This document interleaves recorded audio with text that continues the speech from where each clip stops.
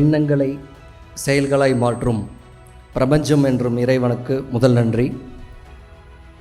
இந்த அழகான நிகழ்வுக்கு சீஃப் கெஸ்டாக வந்து உங்கள் எல்லாருக்கும் விருது வழங்க இருக்கோம் டாக்டர் கார்த்திகேயன் சார், அன்போடு வரவேற்கிறேன். அண்ட் டாக்டர் ரூபா மேம், உங்களையும் அன்போடு வரவேற்கிறேன். அண்டு டாக்டர் சண்முகப்பிரியா மேம், அன்போடு வரவேற்கிறேன். அண்டு அபிஷேக் சார், அன்போடு வரவேற்கிறேன். அண்ட் நம் Pachaiyappan sir, thank you for coming. இந்த நிகழ்வை கூட இருந்து சப்போர்ட் பண்ண என்னோடய அனைத்து டீம் மெம்பர்ஸ்க்கும் என்னோடய மனமார்ந்த நன்றியை தெரிவிச்சுக்கிறேன். ஒரு ஈவெண்ட் நடக்கணும் அப்படின்னா ஒரு தனி மனுஷனால் கண்டிப்பாக முடியாது. ஸோ என்னோடய எண்ணங்களுக்கு ஏற்ற மாதிரி கூட இருந்து ஒத்துழைச்சி பல தடைகளை தாண்டி இந்த நிகழ்வு நடந்துகிட்ருக்கு ஆக்சுவலாக. ஸோ ரொம்ப பெருமையாக இருக்குது. Thanks for all team members. And especially ஒரு 3 பேருக்கு நான் கடமைப்பட்டிருக்கேன். ஏன்னா அவங்களோட டெடிகேஷன் இல்லைனா இந்த ஈவெண்ட் இவ்வளோ சக்ஸஸ்ஃபுல்லாக நடக்காது. So first of all Vasumathi, thank you so much. And ரொம்ப நல்ல பையன் தாவூத், செம, எப்பயுமே கூட இருந்து ஒத்துழைக்கிற super boy, thank you Dawood. And உங்கள் எல்லாரையும் கோஆர்டினேட் பண்ணி ஆர்கனைஸ் பண்ண ராஜலக்ஷ்மி டீமுக்கும் என்னோடய மனமார்ந்த நன்றியை தெரிவிச்சுக்கிறேன். அன்பு மருத்துவர் விருது, நல்லா இருக்குல்ல பேர், அன்பு மருத்துவர் விருது.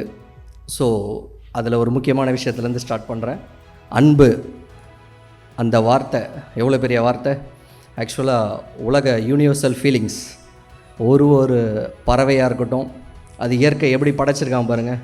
அது ஒரு அடைக்காத்து, அது ஒரு குட்டியை எடுத்து அது வளர்த்து பாராடுற வரைக்கும் அதோட அன்பு அது கூட நிற்கிது. எவ்வளோ பெரிய கோபமான மிருகமாக இருந்தாலும் ஆனால் அதுக்கிட்டேயும் அந்த ஒரு அன்புன்றது இறைவன் அழகாக கொடுத்துருக்கான். அதே மாதிரி நம்ம மனித வாழ்வையில் எடுத்தோம் அப்படின்னாலும் நம்ம குழந்தையாக பிறக்கப்ப நம்மளோட அப்பா அம்மா நமக்கு காட்டுற அன்பு, நம்ம கொஞ்சம் வளர்ந்து வரும்போது நம்ம நண்பர்கள் நம்ம கூட இருந்து கொடுக்குற அன்பு, இன்னும் வளர்ந்து வரும்போது நம்மளோட வாழ்க்கை துணைகள் கொடுக்குற அன்பு, அடுத்து நம்மளோட குழந்தைகள், அடுத்து நம்மளோட பேரப்பசங்கள், வாழ்க்கை ஒரு கட்டத்துலேயும் அன்பானவர்களை நம்ம கூட வச்சு வளர்த்துட்டு வர்றதுனால தான் நம்ம லைஃப் கொஞ்சம் இன்ட்ரெஸ்டிங்காக போயிட்டுருக்கு ஆக்சுவலாக. ஸோ அந்த அன்பு அப்படின்ற விஷயம் எனக்கு ரொம்ப பிடிச்சது. அதனால தான் அதை மெயினாக ஹைலைட்டாக வச்சு இந்த விஷயத்தை கொண்டு வந்திருக்கோம். அதே மாதிரி நம்ம கடந்து வந்த பாதையை நீங்கள் பார்த்தீங்கன்னா, நம்மளோட நினைவுகள், கடந்து வந்த பாதை, நம்மளோட நண்பர்கள் கூட நம்ம வாழ்ந்த வாழ்க்கை, அதெல்லாம் கொஞ்சம் நிதானமாக இருக்கப்போ யோசித்து பார்த்திங்கன்னா நிறைய அன்பான மனிதர்களால் தான் அழகான விஷயங்கள் உருவாகிருக்கும். மனசுக்கு சந்தோஷம் தரக்கூடிய ஒரு விஷயத்தை நிறைய அன்பான மனிதர்கள் தான் ஆக்சுவலாக உருவாக்கியிருப்பாங்க. அதே மாதிரி சில வழிகளையும் அன்பான மனிதர்கள் கொடுத்துருப்பாங்க. ஸோ அதை ஒரு சின்ன என் மனசில் இருந்ததை சொல்கிறேன். அன்பு நம்ம ஒருத்தர் மேலே காட்டும் போது ஒரு விஷயம், அன்புன்றது நம்ம கொடுக்குறது ஆக்சுவலாக. ஆனால் நம்ம என்ன பண்ணுறோம் அப்படின்னா, அன்பை கொடுத்துட்டு அவங்கக்கிட்டேருந்து சில விஷயங்களை எதிர்பார்க்குறோம். அவங்கக்கிட்ட இருந்தும் நம்ம அன்பை எதிர்பார்க்குறோம். அந்த இடத்துல தான் கொஞ்சம் வழிகளை நம்ம ஏற்றுக்க வேண்டியதாக இருக்குது. அண்ட் அன்புன்ற பேட்டர்னில் அவங்க மேலே நிறைய நம்பிக்கையை வச்சிடறோம். அதனாலேயும் அந்த வழிகளை நம்ம சம்பாரிச்சிக்கிறோம். ஸோ என்னோடய வாழ்க்கை அனுபவத்துலேயும் அந்த மாதிரி நிறைய மனிதர்களை கடந்து வந்திருக்கேன். ஸோ அந்த இடத்துல நான் கற்றுக்கிட்ட விஷயம் என்னென்னா, அன்பு என்பது கொடுப்பது மட்டுமே. அதில் நம்ம எந்த விதமான எதிர்பார்ப்பையும் எடுத்துக்கூடாது, எந்த விதமான நம்பிக்கையும் வைக்கக்கூடாது, நம்ம கொடுப்போம், அவ்வளோதான். அதான் அன்பு. அதே மாதிரி அன்பு மருத்துவர் அப்படின்னு ஏன் கனெக்ட் பண்ணுறோம் அப்படின்னா, நீங்கள் ஆல்ரெடி மக்கள் சேவையில் தான் இருக்கீங்க. ஸோ மருத்துவம் கொடுத்து பல மனிதர்களை காப்பாற்றிட்டுருக்கிறீங்க. ஸோ உங்கள் எல்லாருக்கும் விருது வழங்குறதே எங்கள் என்பிஎஸோட மிகப்பெரிய பாக்கியமாக நாங்கள் ஆக்சுவலாக கருதுகிறோம். அண்ட் சேம் டைம் என்பிஎஸ் சேரிட்டிக்கும் உங்களோட சப்போர்ட் நீங்கள் கொடுத்துருக்கீங்க. அண்டு ஃப்யூச்சர்ஸ் இன்னும் நிறைய கொடுப்பீங்கன்னு நான் நம்புகிறேன். அதே மாதிரி அன்பு மருத்துவர்கிட்ட ஒரு சின்ன ரெக்வஸ்ட்டை வைக்கிறேன். என்ன அப்படின்னா, ஒரு மனிதன் கஷ்டப்படும் போது மனசால் ஏதோ ஒரு விஷயத்தில் தோல்வி அடைஞ்சிருக்கலாம், இல்லை சில உறவுகளை அவங்க இழந்திருக்கலாம். அந்த மாதிரி மன வேதனையில் அவங்க இருக்கிற சமயத்தில் அவங்களுக்கு அன்பான வார்த்தைகளையும் நம்பிக்கையான வார்த்தைகளையும் கொடுக்கணுன்றது ரொம்ப முக்கியம். ஒரு மனுஷன் காயத்தில் இருக்கும்போது மேலும் மேலும் அவனை காயப்படுத்தக்கூடாது அப்படின்றது எந்த அளவுக்கு உண்மையோ, அதே மாதிரி ஒரு மனிதன் உடலால் பாதிக்கப்பட்டு இருக்கும்போது, நோய்வாய்ப்பட்டு இருக்கும்போது அவர்களுக்கு நீங்கள் எல்லோரும் மருந்து கொடுத்து அவங்கள நோயிலிருந்து காப்பாற்றி கொண்டு வரீங்க. அதே நோய்வாய்ப்பட்ட மனிதர்களுக்கு அன்பான வார்த்தைகளையும் நீங்கள் கொடுத்து அவங்க மனதைரியத்தையும் உற்சாகப்படுத்துவீங்கன்றதை இந்த இடத்துலேருந்து நான் கேட்டுக்கிறேன். அதே மாதிரி இன்றைக்கி நீங்கள் எல்லோரும் அன்பு மருத்துவர் விருது வாங்க வந்திருக்கீங்க. ஸோ அந்த ட்ராஃபி அது எப்படி உங்களோட டேபிளில் இருக்கும். ஆக்சுவலாக அலாவுதீன் அற்புத விளக்கு பல அற்புதங்களை பண்ணுற மாதிரி இந்த ட்ராஃபியை நீங்கள் பார்க்குறப்பெல்லாம் உங்களுக்குள்ள 1000 ஸ்ட்ரெஸ்ஸஸ் இருந்தாலும் உங்களோட பேஷன்ஸை அன்பான வார்த்தைகளில் கொண்டு வரணுன்றதோட நினைவு சின்னமாக இந்த அன்பு விருந்தை நான் உங்களுக்கு கொடுத்து அனுப்புகிறோம். அதே மாதிரி இன்றைக்கி டிஜிட்டல் வேர்ல்டில் நம்ம இருக்கோம். நிறைய விஷயங்களை வந்து இன்றைக்கி அவேர்னஸாக மக்கள் கொடுத்துட்ருக்காங்க. ஸோ ஆஸ் ஏ மருத்துவர்கள் வருமுன் காப்போம் சொல்கிற மாதிரி நீங்கள் நோய்வாய்ப்பட்ட மனிதர்களை காப்பாற்றுற பணியில் பயங்கர பிஸியாக இருக்கீங்க. அண்ட் சேம் டைம் இதுவும் ஒரு என்னோடய ரெக்வஸ்ட், நிறைய சோஷியல் அவேர்னஸ் வீடியோஸ், அதாவது ஹெல்த் டிப்ஸ் அப்படின்னு சொல்லி படிக்காதவங்க கூட நிறைய வீடியோஸ் வந்து சேனலில் போட்டு ப்ரொமோட் பண்ணிகிட்ருக்காங்க. மக்களுக்கு வந்து அவேர்னஸ், நோய் வரதுக்கு முன்னாடி எப்படி நம்ம நடந்துக்கணும், உணவு முறையில் இருக்கட்டும், அவங்களோட வாழ்வை முறையில் இருக்கட்டும், அந்த மாதிரி அவேர்னஸும் ஆஸ் ஏ டாக்டர்ஸ் நீங்கள் கொடுத்தீங்கன்னா இன்னும் நல்லாயிருக்கும்னு ஆசைப்பட்றேன். ஸோ மக்கள் நோய்வாய்ப்பட்டதுக்கப்புறம் காப்பாற்றுறேன், நீங்கள் நோய்க்கு வராமல் பார்க்குற அளவுக்கு உங்களோட அவேர்னஸ் இருக்கணும்னு ஆசைப்பட்றேன். ஸோ அதுக்கேற்ற மாதிரி நிறைய கேம்ப்ஸ்லாம் நம்ம கண்டக்ட் பண்ண போகிறோம் நம்ம என்ஜிஓவில். அதை அடுத்து சொல்லுவாங்க உங்களுக்கு. ஸோ உங்களோட சப்போர்ட் எப்போ இருக்கும்னு நம்புகிறேன். அடுத்து நம் பாரத சேவை எங்களோட நோக்கம், எதற்காக இந்த என்ஜிஓ அப்படின்னும் போது எங்கள் டேக்லைனில் இங்கே வச்சுருப்போம், கிரியேட்டிங் லீடர்ஸ் என்பிஎஸ். அதாவது நம்ம வந்து என்ன நல்லது பண்ணோம் அப்படின்றத விட நம்ம எத்தனை பேரை நல்லது பண்ண வைக்கிறோன்றது தான் மிக முக்கியமான விஷயமாக எங்கள் என்ஜிஓவில் நாங்கள் கடைப்பிடிச்சிட்ருக்கோம். அதோட ஒரு சின்ன விஷயம் கூட சொல்கிறேன். இப்போ அன்பு விருந்து அப்படின்னு சொல்லி ஒரு வேர்ல்ட் ரெக்கார்ட் ஈவென்ட் நம்ம நடந்துகிட்ருக்கு. நாங்கள் இந்த என்ஜிஓ ஆரம்பிக்கிறப்ப என் மனசில் இருந்த ஒரு விஷயம் என்ன அப்படின்னா, இன்றைக்கி நிறைய நல்ல மனுஷங்க இருக்காங்க, எல்லாருக்குள்ளேயும் அந்த நல்ல குணம்ன்றது 100% இருக்குது.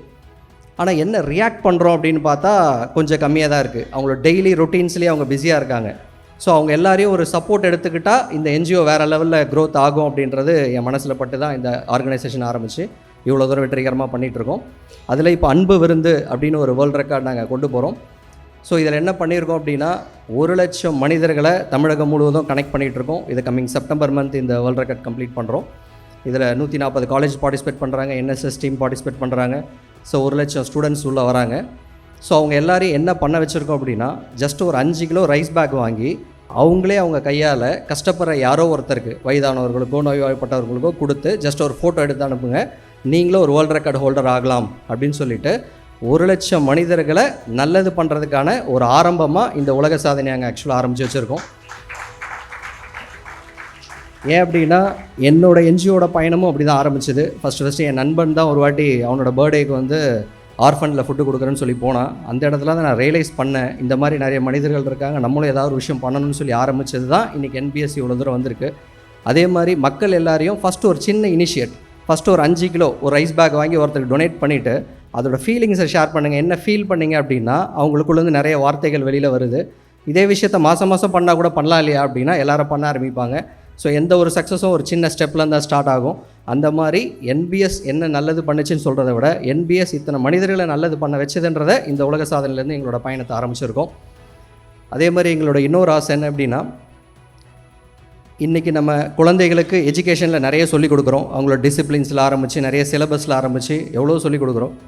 அதே மாதிரி மனிதநேயத்தை பற்றியும் ஒரு சிலபஸ் இருக்கணும் அப்படின்றது என்னோட ஒரு பாயிண்ட்டு. ஆக்சுவலாக எப்படி பிடி பீரியட் கிளாஸில் இருக்கும் அந்த மாதிரி மனிதநேயத்துக்குன்னு ஒரு சிலபஸை வந்து ஸ்கூலில் ஆக்சுவலாக ஆட் பண்ணணும். எவரி இயர் அந்த ஒரு சிலபஸ் இருக்கணும். ஏன் அப்படின்னா இன்றைக்கி உலகத்தில் நடக்கிற அனைத்து தவறுகளுக்கும் ஒரு தவறான எண்ணங்கள் தான் காரணம். ஒரு சரியான தலைமுறையை நல்ல குணத்தோடு நம்ம வளர்த்தோம் அப்படின்னா பல தவறுகள் அந்த இடத்துல தடுக்கப்படும். நல்ல மனிதனால் என்றைக்குமே எந்த இடத்துலையும் பிரச்சனைகள் வராது, நிறைய நல்ல விஷயங்கள் தான் நடக்கும். அதோட அடிப்படை நம்ம குழந்தைங்க கிட்டேருந்து ஹியூமனிட்டின்ற விஷயத்துலேருந்து ஆரம்பிக்கணும். எல்லா குழந்தைகளுக்கும் சொல்லிக் கொடுக்கணுன்றது ஆசை. பாவ செயல்னால் என்ன, புண்ணிய செயல்னால் என்ன, அந்த விஷயத்தை ரொம்ப டீப்பாக அவங்க மனசில் ஏற்றணும்.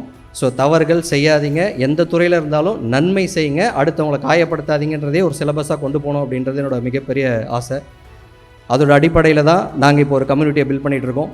ஸோ நம்ம என்னோட கனவாகவே நான் வச்சுருக்கிறது என்ன அப்படின்னா, எனக்குள்ளே ஒரு சின்ன ஆதங்கமும் இருக்குது. என்னென்னா நிறைய லீடர்ஸ் நம்ம உலகத்தில் நம்ம தமிழர்கள்லேயே வந்துட்டு போயிருக்காங்க. பல லீடர்ஸ், ஒரு உதாரணத்துக்கு சொல்லலாம், அப்துல் கலாம் ஐயா சொல்லலாம், காமராஜர் ஐயா சொல்லலாம். இந்த மாதிரி மிகப்பெரிய மேதைகள், பெரிய பெரிய லீடர்ஸ் நம்ம நாட்டில் இருந்திருக்காங்க. அங்கே எனக்கு ஒரு கொஸ்டின் என்னென்னா, காமராஜர் ஐயாவாக இருக்கட்டும், அப்துல் கலாம் சாராக இருக்கட்டும், நிறைய தலைவர்கள் அவங்களோட செயலில் மிக சிறப்பாக இந்த மனிதர் குலத்துக்காக செஞ்சுட்டு போயிருக்காங்க. அது மிகப்பெரிய விஷயம் ஆக்சுவலாக. அதே மாதிரி இன்னும் நிறைய லீடர்ஸையும் உருவாக்குறதுக்கு ஒரு வேலை செஞ்சுருக்கலாமே அப்படின்றது என்னோட ஆக்சுவலாக ஒரு ஆசை. ஏன்னா ஒரு கராத்தே மாஸ்டர் நினச்சா நிறைய கராத்தே ஸ்டூடெண்ட்ஸை உருவாக்க முடியுது. இந்த மாதிரி ஒரு துறை சார்ந்த ஒரு லீடர் நினச்சா பல லீடர்ஸை உருவாக்க முடியும் அப்படின்றது என்னோட மிகப்பெரிய நம்பிக்கை. ஸோ அதை அடிப்படையாக வச்சு தான் என்பிஎஸ்சில் 1 லட்சம் இளைஞர்களை கொண்டு வந்து அவங்களுக்கு சேவை மனப்பான்மையை ரொம்ப ஸ்ட்ராங்காக ஃபிக்ஸ் பண்ணி அவங்க மூலிமா பல நல்ல விஷயங்களை இந்த வெளி உலகத்துக்கு கொண்டு வரணுன்ற முயற்சியில் தான் நாங்கள் போயிட்டுருக்கோம். அதுக்கான பாசிட்டிவ் கம்யூனிட்டியாக தான் நாங்கள் இப்போ ஆக்சுவலாக பில்ட் பண்ணிகிட்ருக்கோம். அந்த கம்யூனிட்டின்னும் போது எனக்கு ஒரு விஷயம் ஞாபகத்து வருது. மனிதர்களால் தான் ரிலீஜியஸ் உருவாயிருக்கு. அந்த ரிலீஜியஸ் எதுக்காக உருவாக்கினாங்கன்றது எனக்கோட ஆக்சுவல் அடிப்படை தெரியல. ஆனால் அங்கே நான் புரிஞ்சுக்கிட்ட விஷயம் என்ன அப்படின்னா, அது ஒரு கம்யூனிட்டியாக பார்க்குறேன். ஒரு மக்கள் ஒரு விதமாக வளர்ந்து வருகிறார்கள். ஆக்சுவலாக அதில் இருக்க பாசிட்டிவான சில விஷயங்கள் நான் சொல்கிறேன். இப்போது ஜெயின் குரூப்ஸ், ஆக்சுவலாக என் பிரதர் ஆடிட்டர், அவர் கூட நான் ட்ரெயின் ஆகிறப்போ அவங்க ஜெயின் குரூப்பில் தான் இருக்காங்க. அந்த ஜெயின் குரூப்பில் இருக்க கம்யூனிட்டி பீப்புள் கிட்ட இருக்க பாசிட்டிவ் என்னென்னு பார்த்தீங்கன்னா, அந்த பிஸ்னஸ்க்குள்ளே அப்படி ஒரு சப்போர்ட் கொடுத்துப்பாங்க. ஒரு விஷயம் வருது அப்படின்னா ஒருத்தருக்கு ஒருத்தர் ஷேர் பண்ணிக்கிறாங்க. அதே மாதிரி சேரிட்டிலையும் அவங்க வேறு லெவலில் பெர்ஃபார்மன்ஸ் பண்ணுறாங்க. ஸோ அந்த கம்யூனிட்டி பீப்புள் அந்த விஷயத்தில் செம ஸ்ட்ராங் அப்படின்றது ஃபீல் ஆச்சு. அதே மாதிரி கிறிஸ்டியானிட்டின்னு உள்ளே வரும்போது இந்த வாரான சர்ச்சுக்கு வராங்க பார்த்தீங்களா, சூப்பர் கான்செப்ட் அது. ஆக்சுவலாக எவரி வீக் கேதரிங், நிறைய பீப்புள் கூட கம்யூனிகேட் பண்ணுறாங்க. ஒரு இடத்துக்கு போனால் அந்த இடத்துல அவங்க கிறிஸ்டியானிட்டினா இமிடியேட்டாக அவங்க கூட கனெக்ட் ஆகுறாங்க. ஸோ ஒரு கம்யூனிட்டி பீப்புளுக்குள்ளே எவ்வளோ அழகான ஒரு ரிலேஷன்ஷிப்பை பில்ட் பண்ணுறாங்க அப்படின்றத அந்த இடத்துலேருந்து எடுத்துக்கிற மாதிரி இருக்குது. அதே மாதிரி முஸ்லீம்ஸ் பீப்புள் எடுக்கிறப்ப என்னோடய நண்பர்கள் தாவூத், இந்த மாதிரி நிறைய ஃப்ரெண்ட்ஸ் இருக்காங்க. ஸோ அவங்கக்கிட்ட கேட்குறப்ப ஒரு வார்த்தை, சாஜித் சார் என்னோடய ஃப்ரெண்டு, அவர் சூப்பராக சொல்லுவார். என்னென்னா, கடவுள் நீ கோவிலுக்கு போகிறப்ப தான் சுத்தபத்தமாக இருக்கணும், பொய் சொல்லக்கூடாது, நியாயமாக இருக்கணும்னு நினைக்காத, எப்பயுமே கடவுள் உன் கூட இருக்காருன்றதை நம்பு அப்படின்ற விஷயத்த, தப்பு பண்ணிடாத அப்படின்ற விஷயத்த ரொம்ப டீப்பாக அவர் ஆக்சுவலாக சொல்லி கொடுத்துருக்காரு. ஸோ அவங்களோட சிலபஸில் அந்த ஒரு விஷயத்த ரொம்ப ஸ்ட்ராங்காக சொல்கிறாங்க. அதே மாதிரி நம்மளோட இந்து ரிலீஜியஸ் அப்படின்னு எடுக்கிறப்ப எவ்வளோ கலாச்சாரங்கள், எத்தனை கோவில்கள்.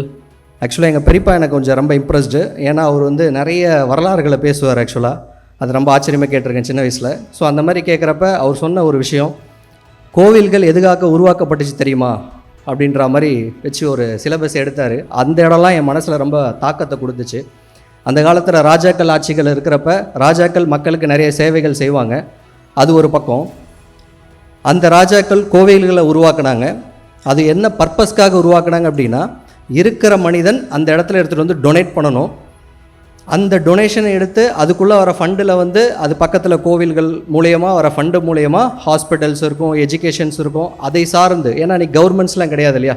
ஸோ அதுக்காக அந்த கோவில்களை உருவாக்கி மக்களால் அந்த செயல் நடக்கணும் அப்படின்றத உருவாக்கினது தான் அந்த கோவில்கள் அப்படின்ற மாதிரி அது ஒரு பெரிய ஸ்டோரி ஆக்சுவலாக சொன்னார். அது ஒரு மிகப்பெரிய பாதிப்பை எனக்கு க்ரியேட் பண்ணிச்சு. என்ன அப்படின்னா, மக்கள் எல்லாம் நினச்சா, நல்லவர்கள் எல்லாம் ஒன்றிணைஞ்சால் பல விஷயங்களை செய்ய முடியும்ல அப்படின்ற பாயிண்ட் அந்த இடத்துல ஆக்சுவலாக எனக்கு கிடச்சிது.